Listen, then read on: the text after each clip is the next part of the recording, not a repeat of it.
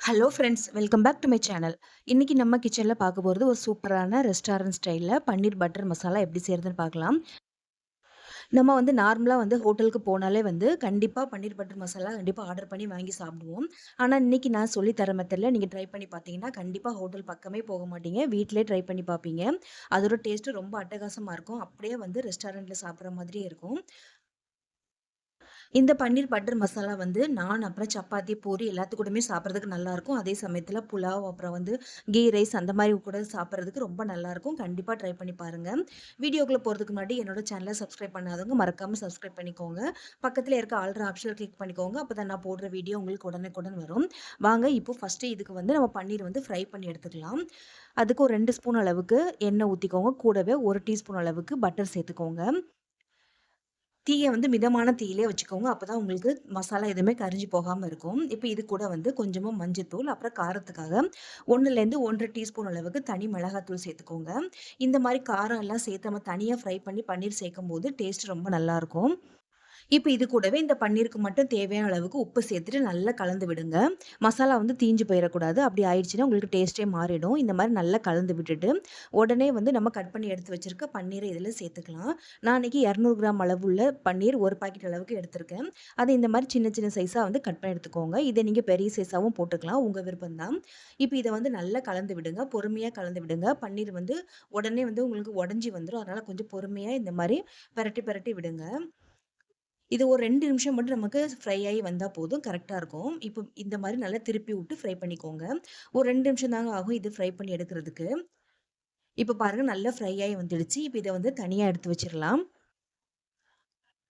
இப்ப அதே எண்ணெயிலேயே வந்து நம்ம மீதி உள்ள பொருட்கள வந்து வதக்கி நம்ம அரைச்சுக்கலாம். எண்ணெய் தேவைப்பட்டுச்சுன்னா கொஞ்சமா சேர்த்துக்கோங்க. நான் அதே எண்ணெயிலேயே தான் சேர்த்துருக்கேன். நான் இதில 3 பெரிய சைஸ்ல வெங்காயம், அப்புறம் அதே அளவுக்கு தக்காளி எடுத்திருக்கேன். உங்களுக்கு கிரேவி எந்த அளவுக்கு வேணுமோ அந்த அளவுக்கு சேர்த்துக்கோங்க. இது 4லேருந்து 5 பேர் சாப்பிடுற அளவுக்கு கரெக்ட்டா இருக்கும். இப்ப இத வந்து நல்லா கலந்து விடுங்க.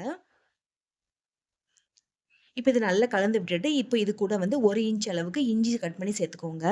இப்ப இது கூட அத விட கொஞ்சம் அதிகமா வந்து பூண்டு சேர்த்துக்கலாம். உங்ககிட்ட இஞ்சி பூண்டு பேஸ்ட் இருந்தா அதே இதில சேர்த்துக்கலாம். நான் இங்க முழுசாவே சேர்த்துருக்கேன். கூட வந்து ஒரு 2லேருந்து 3 ஏலக்காய் சேர்த்துக்கோங்க.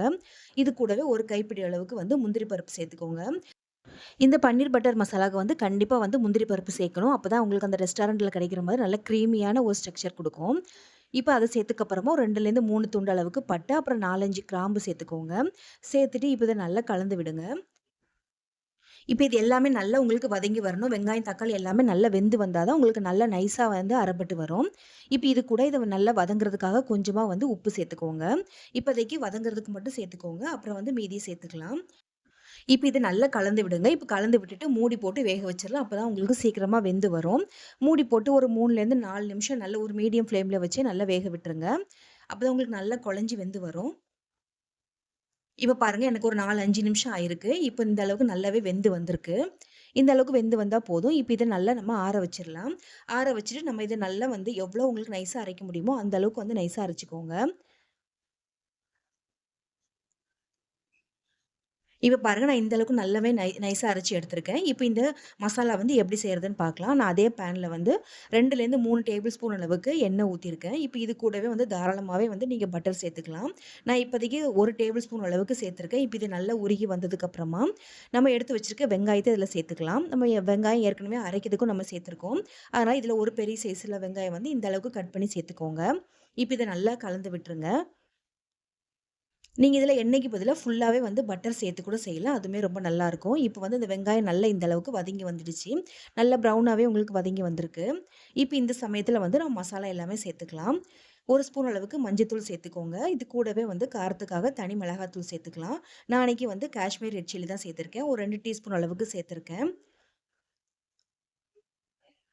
இப்ப இது கூடவே வந்து ஒரு 1/2 ஸ்பூன் அளவுக்கு வந்து கரம் மசாலா சேர்த்துக்கோங்க. சேர்த்துட்டு இப்போ இந்த கிரேவிக்கு தேவையான அளவுக்கு உப்பு சேர்த்துக்கலாம். நம்ம ஏற்கனவே வதக்கும்போது சேர்த்துருக்கோம். அதனால பார்த்து சேர்த்துக்கோங்க. சேர்த்துட்டு இத நல்லா கலந்து விட்டுருங்க. இப்ப கலந்து விட்டுட்டு ஒரு 1 நிமிஷம் மட்டும் இந்த மசாலாவோட பச்சை வாசனை எல்லாம் அந்த எண்ணெயில நல்லா வதங்கி வரட்டும். அதுக்கப்புறமா வந்து நம்ம அரைச்சு வச்சது சேர்த்துக்கலாம். இப்ப இதுல வேற எந்த மசாலாவுமே நம்ம சேர்க்க தேவையில்ல. எல்லாமே சேர்த்தாச்சு. இப்ப இந்த சமயத்துல நம்ம அரைச்சு எடுத்து வச்சிருக்கத இதுல நம்ம சேர்த்துக்கலாம். சேர்த்துட்டு இப்போ 1 கப் அளவுக்கு மட்டும் தண்ணி சேர்த்துக்கோங்க. உங்களுக்கு எந்த அளவுக்கு திக்னஸ் வேணுமோ அந்த அளவுக்கு சேர்த்துக்கோங்க. நம்ம இதில முந்திரி பருப்பு எல்லாமே சேர்த்துருக்கிறதுனால நல்லா திக்காகி வரும். அதனால தண்ணி கொஞ்சம் எக்ஸ்ட்ராவே சேர்த்துக்கலாம். நான் 1 கப் அளவுக்கு நல்லா மிக்ஸி ஜார்ல அலசிட்டு இந்த மாரி சேர்த்துருக்கேன். சேர்த்துட்டு நல்லா கலந்து விட்டுருங்க.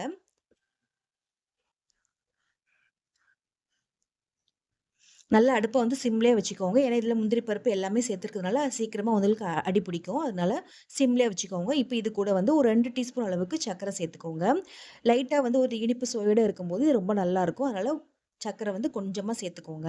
சேர்த்துட்டு நல்லா கலந்து விட்டுறலாம். இப்ப இந்த சமயத்தில நம்ம ஃப்ரை பண்ணி எடுத்து வச்சிருந்தோம்ல பன்னீர், அது இதில சேர்த்துக்கோங்க.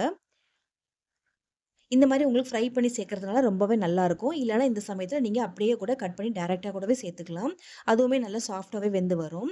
இப்ப இதில லாஸ்ட்டா 1 ஸ்பூன் அளவுக்கு பட்டர் சேர்த்துக்கோங்க. பட்டர் சேர்த்துட்டு லைட்டா ஒரு ஒரு வாட்டி கலந்து விட்டுட்டு, இப்ப மூடி போட்டு மூடி விட்டுருங்க.